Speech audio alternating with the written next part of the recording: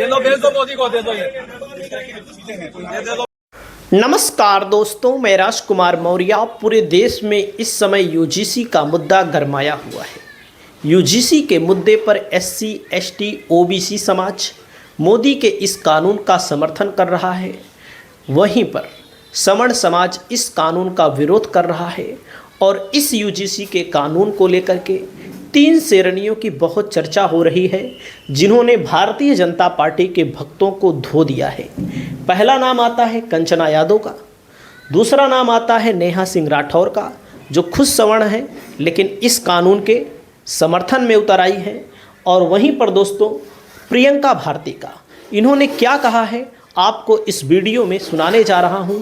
आप लोग इस वीडियो को पूरा जरूर देखिए। सबसे पहले आप कंचना यादव को सुनिएगा। कंचना यादव ने करड़ी सेना की धुलाई कर दी है। क्या है करनी सेना? है क्या जो हम उसको सेना माने? भाई कौन सी सेना को लोग? हमने नहीं बनाया तुम्हें सेना, हम नहीं मानते तुम्हें सेना। आएंगे 99% देश की जनसंख्या उन्हें सेना नहीं मानती है। क्या देश के बॉर्डर पे लड़ते हैं? वो देश की हिफाजत करते हैं, वो जवान है, आर्मी है, फोर्स है, सीआरपीएफ है, और वो हमको धमकाएंगे। और ओबीसी समाज का बच्चा जो डर जाएगा कि वो हमको धमका रहे, खुद वो कौन है वो लोग? आप उस कानून का विरोध इसलिए कर रहे हैं कि आपको फंसाया जाएगा। अरे आपको फंसाया जाना चाहिए, आपको इस आधार पर फंसाया जाना चाहिए कि आपने कभी भी इस देश के 90% ओबीसी, एससी, एसटी, बहुसंख्यक जो आबादी है, जो माइनॉरिटी है, उसको आपने उसका हक नहीं दिया। आपको इस बेसिस पर फंसाया जाना चाहिए। क्योंकि तो स्वर्ण समाज के लोगों को आप लोग कैसे विश्वास दिलाएंगे कि उनके खिलाफ? हमें विश्वास दिलाने की जरूरत नहीं है, वो खुद से विश्वास करें। वो खुद से विश्वास करें कि हजारों सालों से सत्ता का सुख भोगने वाले लोग, हजारों सालों से संस्थानों में बैठने वाले लोग, हजारों साल से देश की यूनिवर्सिटियों में, देश के संस्थानों में, जहां गुरुकुल हो, जहां जो भी जिस तरह की हमारी व्यवस्था रही, एजुकेशन सिस्टम, हर जगह से कब्जा करने वाले लोग, अगर आज हमें कोई हक मिल रहा है तो हम तुम्हें क्यों भरोसा दिलाएं? तुम खुद भरोसा करो। अगर वो सच में हिंदू एकता की बात कर रहे हैं तो उनके अपने हिंदू भाई बहन ओबीसी वर्ग के समर्थन में आना चाहिए कि हाँ, इनके लिए अगर कुछ अच्छा हो रहा है तो हम उनके साथ खड़े हैं। आप नहीं ओबीसी को जोड़ने की क्या जरूरत थी? ओबीसी के साथ कहाँ टॉर्चर होता है? ओबीसी के साथ कहाँ टॉर्चर होता है? तो ये बता दें कि देश के सेंट्रल यूनिवर्सिटियों में जितने 47-48 सेंट्रल यूनिवर्सिटीज हैं, उसमें कितने ओबीसी के प्रोफेसर हैं? तो आप लोगों ने देखा कि किस प्रकार से कंचना यादव ने धुलाई की, क्योंकि जो लोग अभी तक बीजेपी के अंधभक्त बने बैठे थे वही लोग विरोध में उतर आए हैं। और जाहिर सी बात है, अगर आप शोषण नहीं करते तो आपको दिक्कत नहीं होनी चाहिए। अब प्रियंका भारती ने क्या कहा है उसके बाद आपको सुनाऊंगा नेहा सिंह राठौर ने क्या कहा है। सुनिएगा अंजना उप कश्यप के शो में। क्या है अंजना जी, आप तस्वीर चला रही थी अभी रोहित वेमुला की, 1 दशक हो गए उनकी मृत्यु को, पर क्या वो रुक गया? कास्ट बेस्ड डिस्क्रिमिनेशन अभी महीना भर नहीं हुआ, पल्लवी नाम की बच्ची की इंस्टीट्यूशनल हत्या हुई, वो रुकता नहीं है। पर प्रॉब्लम ये है, आपको मालूम है, वही दर्शन सोलंकी की माँ, रोहित वेमुला की माँ और दर्शन और पायल तड़वी की माँ, तीनों लोग कोर्ट गए क्योंकि उन्होंने तो अपने बच्चों को खोया था ना। दलित बहुजन के बच्चे मारे गए थे, वो तीनों माताएं कोर्ट गई। कोर्ट ने कहा यूजीसी 2012 का नियम ढंग से लागू नहीं हुआ, लागू करो। और अगर ये डिस्क्रिमिनेशन रुक गया होता तो जो 5 सालों में 118% caste based discrimination higher universities में बढ़ा है, वो कैसे बढ़ा? किसने बढ़ाया? नहीं होता हमारे साथ डिस्क्रिमिनेशन क्या? और सबसे बड़ा सवाल यह है कि इस बिल में बहुत सारे फॉल्ट हैं जिसकी तो कोई चर्चा भी नहीं कर रहा।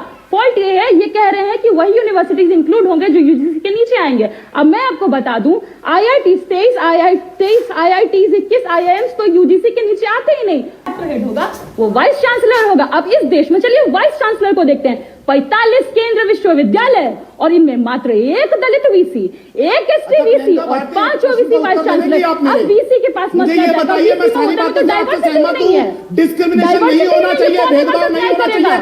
मेरा एक प्रश्न सीधा प्रश्न है, मुझे ये बताइए कि यदि कोई झूठी कंप्लेंट करेगा तो उसके खिलाफ कार्रवाई होनी चाहिए। पल्लवी, ये बताइए, हजारों छात्र हर साल इस देश में मारे जा रहे हैं। चोरी के खिलाफ कानून बनने से किसे दिक्कत होगी? जो चोर होगा। अत्याचार के खिलाफ तो दोस्तों नेहा सिंह राठौर सवर्ण समाज से ही आती हैं, लेकिन जब नेहा सिंह राठौर सवाल पूछ रही थी इसके पहले भी, तो यही लोग सवर्ण ज़्यादातर जो बीजेपी के खास करके कोर समर्थक हैं या अंधभक्त कह लीजिए, सब सवर्ण भी नहीं बीजेपी को फॉलो करते हैं, तो भैया ये लोग गालियां देते थे। अब नेहा सिंह राठौर क्या कह रही हैं सुनिएगा, किस प्रकार से नेहा सिंह राठौर ने धज्जियां उड़ाई हैं। कानून बनने से कौन तिल मिलाएगा? जो अत्याचारी होगा। भेदभाव रोकने वाले कानूनों का विरोध कौन करेगा? जो स्वयं भेदभाव करता होगा। अगर कोई कानून किसी वर्ग या किसी समूह के सम्मान को बचाने के लिए बनाया गया है तो इसमें दिक्कत क्या है? जातिगत भेदभाव और पक्षपात हमारे समाज की पुरानी बीमारी है और पुरानी बीमारियों का इलाज कड़वी दवाइयों से ही होता है। SC/ST एक्ट ऐसी ही कड़वी दवाई थी जिसका भरपूर विरोध किया गया था। आरक्षण भी एक ऐसी ही कड़वी दवा है जिसका खूब विरोध होता है। लेकिन मेरा यकीन कीजिए, कड़वी दवाइयों ने समाज की सेहत में सुधार ही किया है। कहीं कुछ लोग इस वजह से तो नाराज नहीं है कि वो अब दूसरों को अपमानित नहीं कर पाएंगे? कहीं उन्हें ये तो नहीं लग रहा है कि उनका ये अवैध विशेषाधिकार छीनने वाला है? देश का संविधान समानता के बुनियादी सिद्धांत पर टिका है, लेकिन क्या इस देश का हर नागरिक बराबर सम्मान पाता है? दरअसल नहीं। बीते तमाम सालों में ले देकर एक काम तो ढंग का हुआ है और कुछ लोग इसका भी विरोध करने लग गए। और विरोध कर भी कौन रहा है? वही लोग जो अखंड भारत के नाम पर स्वास्थ्य, शिक्षा, रोजगार जैसी बुनियादी चीजों से समझौता करने को तैयार थे। वही लोग जो राष्ट्रवाद के नाम पर अपने ही देश के नागरिकों की लिंचिंग तक को सही बताते थे। कल तक जो लोग सरकार से 4 कायदे के सवाल पूछने को देशद्रोह कहते थे, आज वही लोग एक ढंग का कानून आने पर बिलबिला रहे हैं। क्यों भाई, अब मजा नहीं आ रहा है क्या? देश का हर नागरिक जब तक गौरवान्वित, सम्मानित और कॉन्फिडेंट महसूस नहीं करेगा, तब तक ये देश मजबूत नहीं होगा। देशवासियों के आत्मसम्मान को बढ़ाने वाला ये कानून देश हित में है और इस कानून के खिलाफ बोलने वाले लोग देश हित के खिलाफ बोल रहे हैं। उन्हें ये काम नहीं करना चाहिए। जातिगत स्वार्थों के लिए देश हित से समझौता मत कीजिए भाई। देश को मजबूत बनाने वाले कानून का समर्थन कीजिए। सबसे पहले देश है, जाति बिरादरी बहुत बाद में आती है। वैसे भी ये कोई मामूली कानून नहीं है। 18 घंटे मेहनत करने के बाद ये कानून बनाया गया है। आपको इसका सम्मान करना चाहिए। जब से UGC कानून आया है, इसके खिलाफ एक से बढ़कर एक तर्क दिए जा रहे हैं। एक सज्जन तो मुझसे ही पूछ रहे थे कि जब संविधान ने ऊंच नीच खत्म कर दिया है और सबको बराबर बता दिया है, तो फिर इस नए कानून की क्या जरूरत थी? कह रहे थे कि ये देश सभी का है, सभी पढ़ने जा सकते हैं, सभी को आजादी है, सभी आजाद हैं। देश भर का ज्ञान दिए जा रहे थे। और मैं सोच रही थी कि ये सब बातें तब कहाँ चली जाती हैं जब किसी कमजोर के ऊपर पेशाब कर दिया जाता है। कहाँ चला जाता है ये सारा ज्ञान जब किसी अल्पसंख्यक का घर गिरा दिया जाता है। क्यों नहीं बोलता कोई जब उन्हें पंचर बनाने वाला कहकर उनका मजाक उड़ाया जाता है। समानता की ये सारी बातें कहाँ धरी रह जाती हैं जब किसी अखलाक या किसी हरिओम वाल्मीकि को पीट पीट कर मार डाला जाता है। आज जो लोग UGC कानून के लिए सरकार को भला बुरा कह रहे हैं, वही लोग कितनी चालाकी से हिंदू राष्ट्र के नाम पर होने वाले अत्याचारों को देश हित में बताने लगते हैं। तब सारी तार्किकता और संविधान का ज्ञान कहाँ चला जाता है? SC/ST एक्ट की बात आती है तो झट से बोलने लगते हैं कि भाई हमने थोड़ी अत्याचार किया था, वो तो पुराने जमाने की बातें हैं, पुरखों ने की होंगी बदमाशियां, हम तो एकदम इक्वालिटी में यकीन करने वाले मॉडर्न लोग। तो दोस्तों, आप लोग देख सकते हैं कि नेहा सिंह राठौर ने किस प्रकार से, क्योंकि नेहा सिंह राठौर को सबसे ज़्यादा टारगेट किया गया और इनके खिलाफ सवाल पूछने पर मुकदमा लिखाया गया। जब मुकदमा लिखाया गया तब इनको देशद्रोही बताया गया और छोटी छोटी बातों को लेकर एक नेता का कोई मैं बयान अभी सुन रहा था, उन्होंने कहा कि जो मोदी योगी को नहीं मानता वो अपने बाप को नहीं मानता होगा। अब आप सोचिएगा कि इस स्तर से लोग अंधभक्त बने हुए बैठे हैं। और आप सभी साथियों को मैं बता दूं, ये भारतीय जनता पार्टी है जिसको लोग बड़का झूठा पार्टी भी कहते हैं।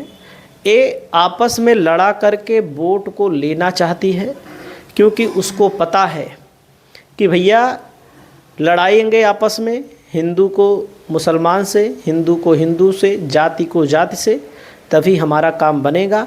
इसके पीछे एक साजिश यह भी बताई जा रही है कि 2027 का विधानसभा चुनाव इसी तर्क पर बीजेपी पिछड़े वोट बैंक को अपने साथ लाना चाहती है। उसको पता है कि अगड़े तो हमारे साथ खड़े ही हैं और इसीलिए ये कानून लाया गया है। क्योंकि जो व्हाट्सएप ग्रुप चल रहे हैं जो सोशल मीडिया का ग्रुप चल रहा है वहाँ पर ऐसे तमाम मैसेज भेजे जा रहे हैं कि भैया ये सब लोगों को बेवकूफ़ बनाने के लिए लाया गया है, आप लोग चिल्ला पू मत करिए, कोई ना कोई समाधान लाया जाएगा।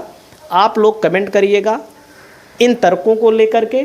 बाकी एक पंडित जी ने तो अपना पूरा कपड़ा ही उतार दिया, पूरा कपड़ा नंगा हो गया था, और वो कह रहे हैं कि हमको अब मोदी नहीं चाहिए, मैं मोदी का अंधभक्त था।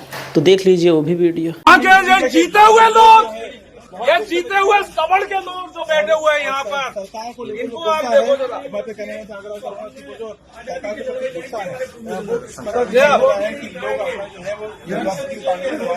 ये लो भेज दो मोदी को, दे दो ये दे दो मोदी को, ठीक है। ये हालत कर दी है हमारी, वो जो है वो एक बड़े आंदोलन, ये हालत कर दी, नंगा कर दिया सवर्णों को क्या। और यहाँ के ये जीते हुए लोग, ये जीते हुए सबड़ के लोग जो बैठे हुए हैं यहाँ पर, इनको आप देखो जरा।